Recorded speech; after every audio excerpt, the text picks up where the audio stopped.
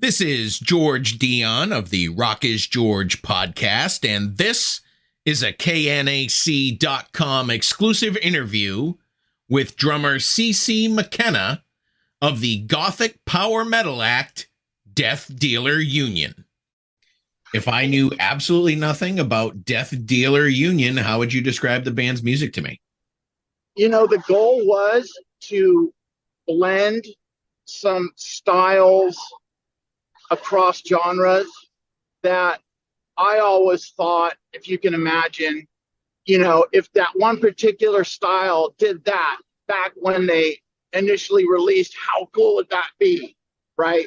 So I guess in a way we've tried to take our different influences and different inspirations over the years and try to make something that was unique and different. You know, we've got everything from like, you know, the 80s metal all the way to the, you know, more recent stuff. I mean, we're Gothic power metal, and that was the term I guess is the closest I could come up with to our what we are.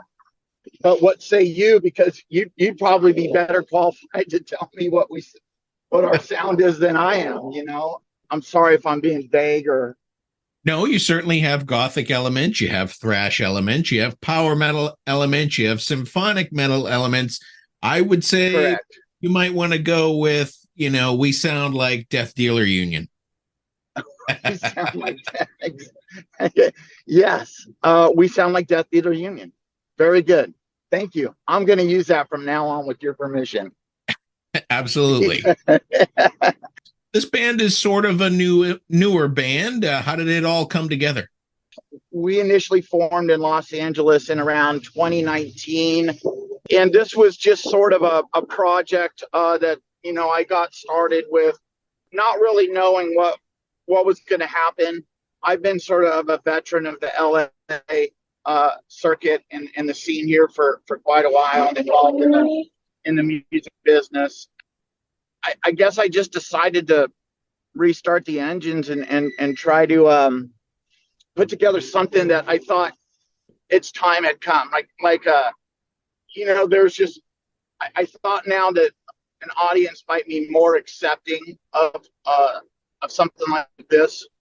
Was auditioning guitar players, and Doug joined the band really early and was really the guy I stuck with. And then it was me and him from that point on. And then I started writing some songs, and we went into the studio. That was the first Borderline single that we actually got done.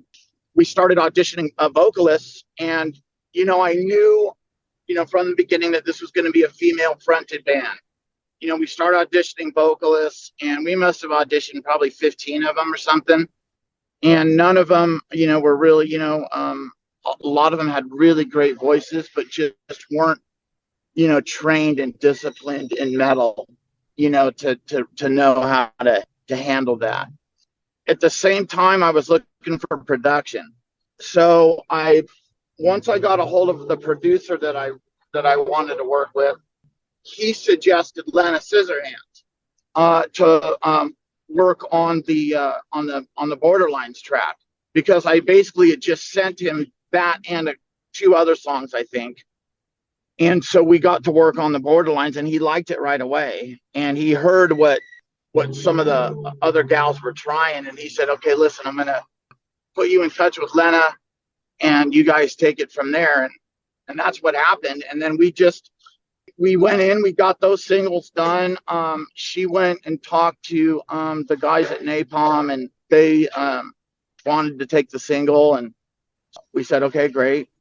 Fast forward another, year and a half, 2 years. Now we've got the first full-length album out. Well, let's talk about the new album. It's set for release on September 22nd. It's called Initiation. It's out through Napalm Records. You mentioned that you do songwriting as well. So does everybody equally contribute to the songwriting for this album, or do you handle the lyrics and everyone handles the music? How does it go? No, it's kind of the other way around. I initially write the main verses, the main chorus is the main idea of the song, the tempo, and the basic framework structure. Then our lead guitar player will put in and do some different accents and different ideas and some hooks and stuff. Then we'll ship it off to the producer.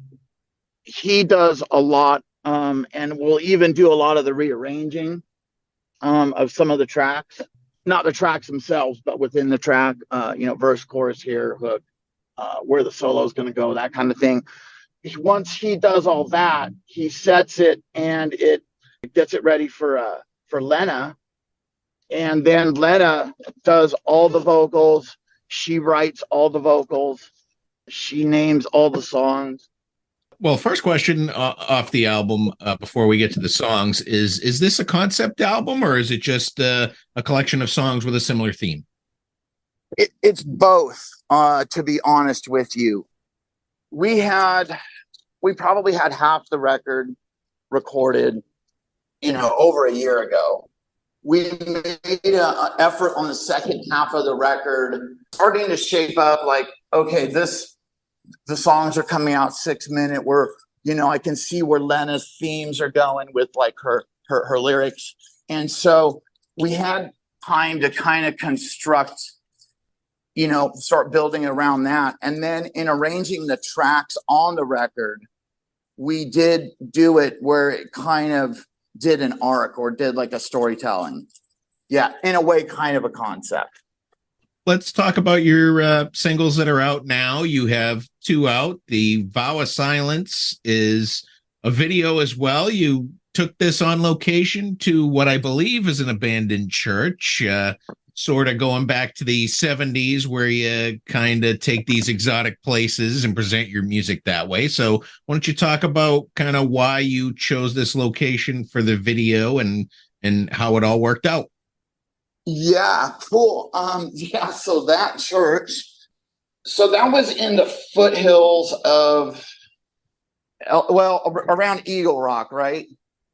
Vicente Cordero, who directed all the videos, was the one who came up with the theme and the idea, and he came up with this location, and it was just fabulous, once we saw it and everything. And it's an actual, like, there's like a church and like this Gothic organ. You can see my drum set. It's set up in front of that organ, and it's this big pipe organ.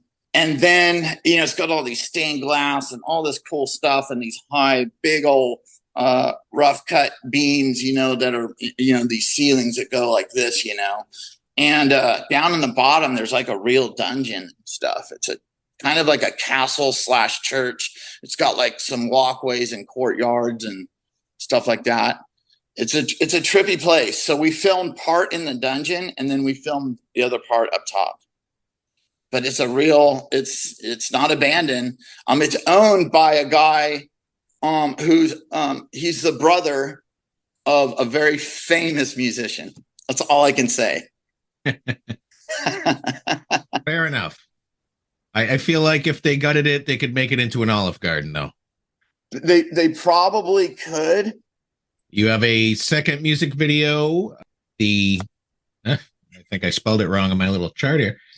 Yeah. Sorry. The integument. Yeah, the integument. Yes. Okay, I didn't spell it wrong. The integument. Yes. All right. First, you got to tell me about the title because it's the first time I'm seeing this word.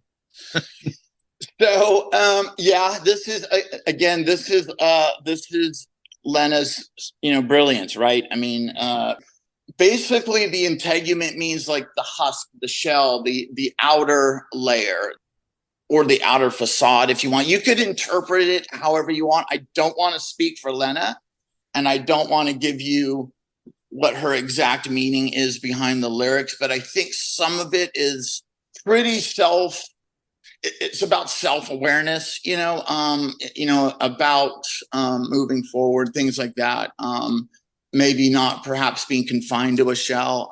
I guess you could interpret it a lot of different ways, but that is the literal meaning in the dictionary of an integument.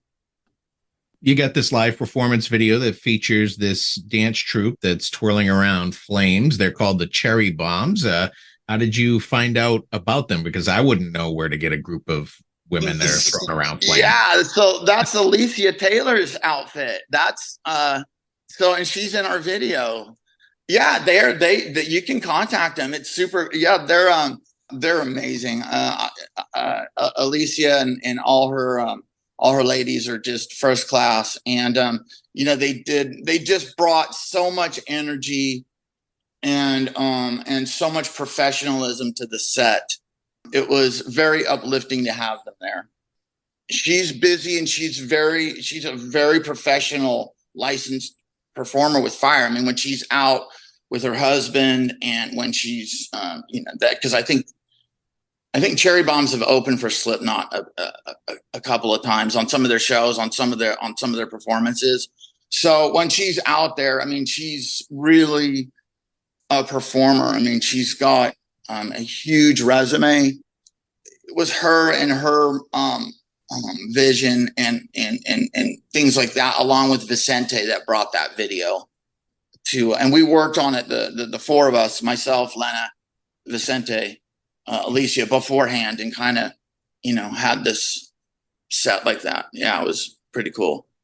Having known Vicente and just and trusting his work, it was easy to just trust that, he had this, and he totally did, as far as like we were super pleased with the videos and how they came out. Do you have a third video that's set for release? Yeah, we actually have 3, 4, 5, 6. So there's 3 more that are on the way, that are in the queue. The next one is Ill Fated, which I believe is technically the 3rd track on the record. And then the release of the record comes out. And then I'm actually not sure what's after that. So you mentioned the producer a couple times. It's Valentin Voluta. Yeah. He was the producer for Infected Rain, which is where Lena Scissorhands started and still performs with. So how did you get in touch with Valentin to kind of jumpstart this project? I actually discovered him through like kind of this obscure sort of studio project that he does called Seas on the Moon. He had done some singles, and I was really impressed by the songwriting and the arrangements that he did, and I liked everything about like the production that he was getting. I just said, I just thought to myself, unless you go completely outside the box, you're never going to get outside the box results. So I contacted a few producers. I talked to some of the guys that did some of the Queensryche records. I talked to a couple of guys that did. I want to say Foo Fighters, but I don't think that would be correct. But anyway, I talked to a few, and we just hit it off, and it just it was kind of like it just fell into place. I don't know how to explain it. So, but it definitely gives. I mean, Valentino is that European Gothic polish that's in there is definitely attributed to him and the keyboardist that we hired, that does a lot of the electronics and the piano playing on the album. You released 2 singles in 2022, Borderlines and Beneath the Surface. How come the 2 songs didn't make this album? That's a good question, I guess. We thought that, those were our previous efforts. They had their own, they were their own single, their own cover, their own video, their own sort of lead up. We thought about releasing like an EP or a double-sided, but we decided to just release it out in singles.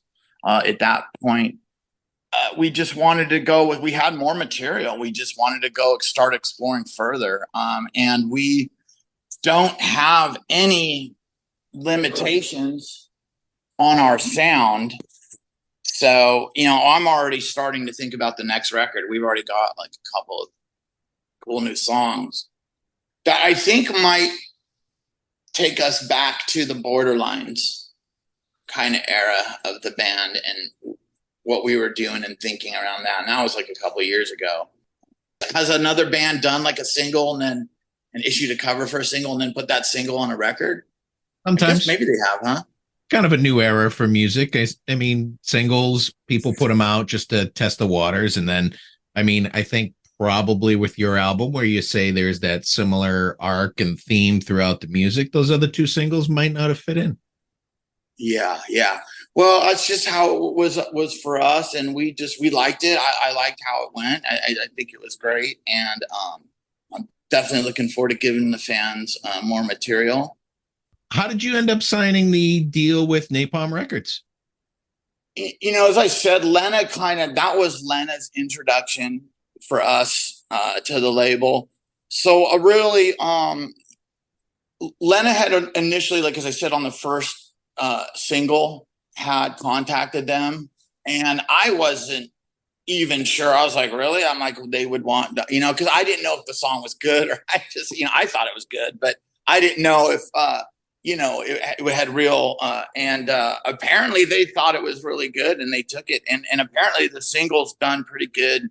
It had some pretty good numbers on YouTube and some good streaming and stuff like that and got a good reception. So that was kind of when Lennon, and by that time, Lennon and I'd already done the second single and we'd already done the second video.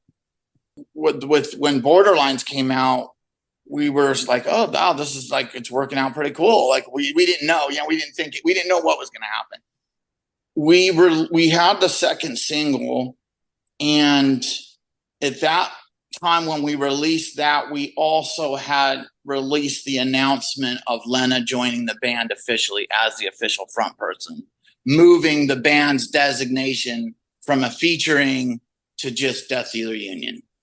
And once we did that, it was Maria Ferrero, who's one of our publicists and who has been just amazing throughout this whole process for us, did the press release on that. And within like 2 or 3 days, the label started calling me, asking me what we're going to do.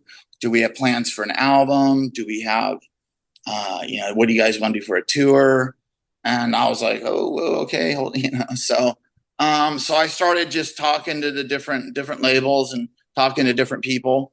We thought we'd already gotten our start with Napalm and we'd already known them, done the single with them. So, they kind of had first dibs at this, and Lena was already an artist with them. So it just really made sense for us to and they're one of the bigger labels. It just made sense to stay with them. And they've been great to work with.